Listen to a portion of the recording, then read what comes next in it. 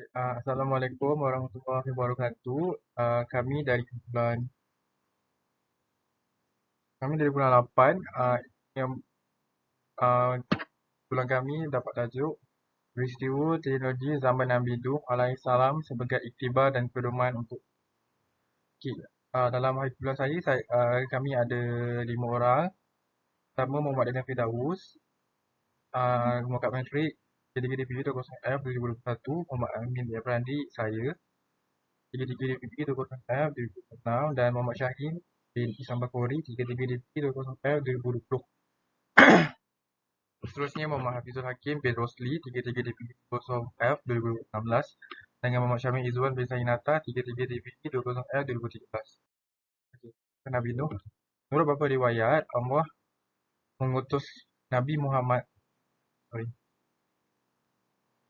Menurut beberapa riwayat, Allah mengutus Nabi Nuh alaihissalam 10 abad setelah Nabi Adam alaihissalam.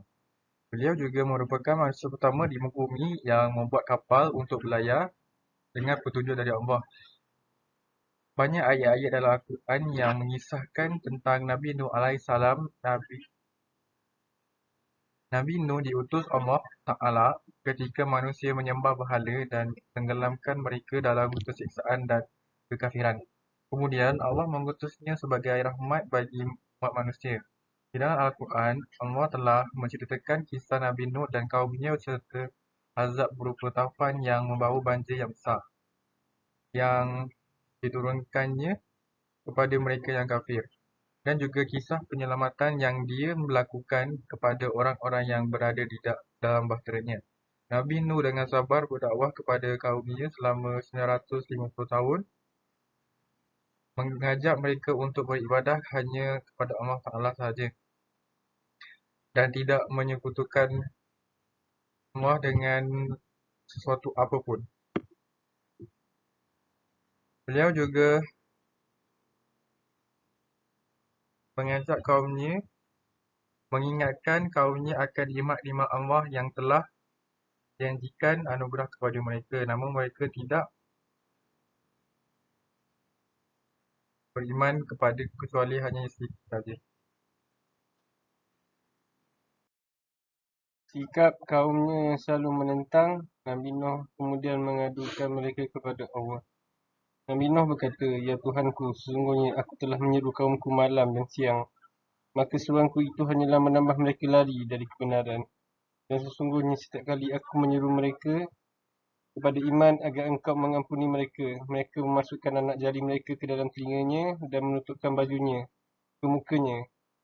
Dan mereka tetap mengingkari dan menyombongkan diri dengan sangat. Lalu Allah memerintahkan Nabi Nuh untuk membuat bahtera Allah, berfirman, dan buatlah bahtera itu dengan pengawasan dan petunjuk wahyu kami.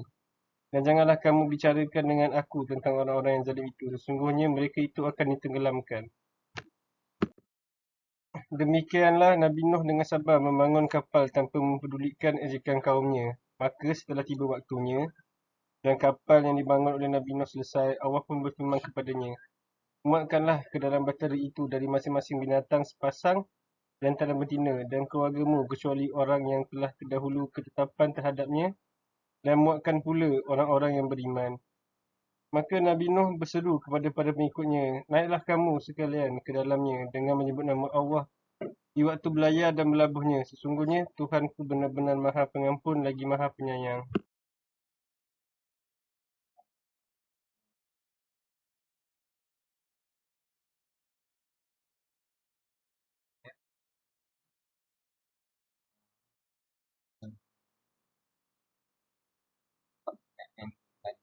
Dalam ayat yang lain,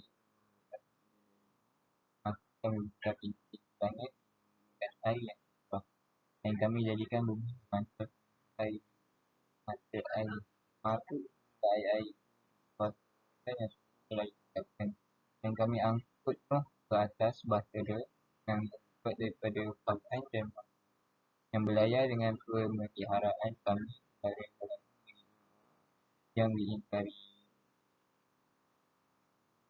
Allah menurunkan hujan yang tiada henti-hentinya dan semua mata air di bumi memancarkan air, dan keduanya bertemu dengan air yang sangat besar dan yang sangat tinggi tinggi dengan gelombang selam mencapai puncak gunung banjir yang paling besar dalam sejarah manusia.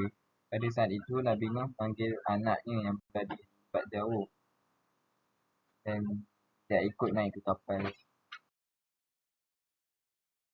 Demikian pula isteri Nabi Nuh bertenggelam bersama orang-orang kafir kerana menolak ajakan suaminya untuk beribadah kepada Allah sahaja. Setelah semua penduduk telah binasa dan tidak tersisa oleh orang-orang yang beriman kepada Allah, maka dia berfirman, wahai bumi, telanlah airmu, dan hai langit, dan berhentilah. Dan air pun disurutkan. Perintah pun diselesaikan dan bahtera itu pun berlabuh di atas bukit. Dan dikatakan, binasalah orang-orang yang zalim.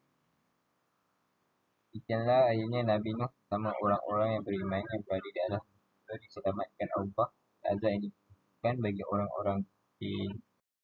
Assalamualaikum, nama saya Muhammad Syahim bin Samakori. Sekarang saya akan terangkan bahagian teknologi. Jika kita membayangkan kemajuan manusia sebelum banjir besar adalah seperti kemajuan pada masa kini, sekurang-kurangnya kita boleh membayangkan yang Nabi Nuh membina bahtera di dalam hangar, kapal yang besar berserta peralatan dan mesin-mesin yang canggih dibantu sistem perkomputeran yang termaju. Dia katakan Nabi Nuh bukan sekadar penyampai ilmu, agama, malah seorang pakar sains, zoologi yang handal. Temuan bateri kuno di Arab dan kuasa elektrik sampai sekarang tidak diketahui apakah ia terbentuk. Ini gambar bateri. Temuan ini masih tiada bukti cara ia berfungsi dan segala cara. Ketepatan setiap maklumat masih tidak disahkan. Jadi tidak tahu boleh percaya atau tidak. Sekian, terima kasih. Assalamualaikum warahmatullahi wabarakatuh. Nama saya Muhammad Daniel Firdaus bin Muhammad Razif. Nombor matrik saya 33 DPE 20F 2001.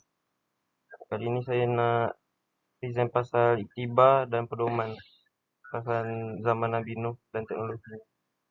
Nabi Nuh adalah rasul pertama yang diutuskan kepada umat manusia. Dua, dakwah Nabi Nuh adalah sama dengan dakwah para nabi dan rasul untuk mengajak manusia menyembah dan beribadah hanya kepada Allah sahaja. 3. Bersabar di dalam dakwah dan nasihat dalam kebaikan dan kebenaran. 4. Seorang anak yang durhaka kepada orang tuanya, yang mengajak kepada jalan kebenaran dan tidak beriman kepada Allah akan binasa bersama orang-orang yang kafir dan sesat, meskipun ayahnya adalah seorang nabi. 5. Allah akan selalu menolong orang-orang yang beriman dan membinasakan orang-orang yang kafir kepadanya. Terima kasih, itu sahaja daripada kumpulan kami.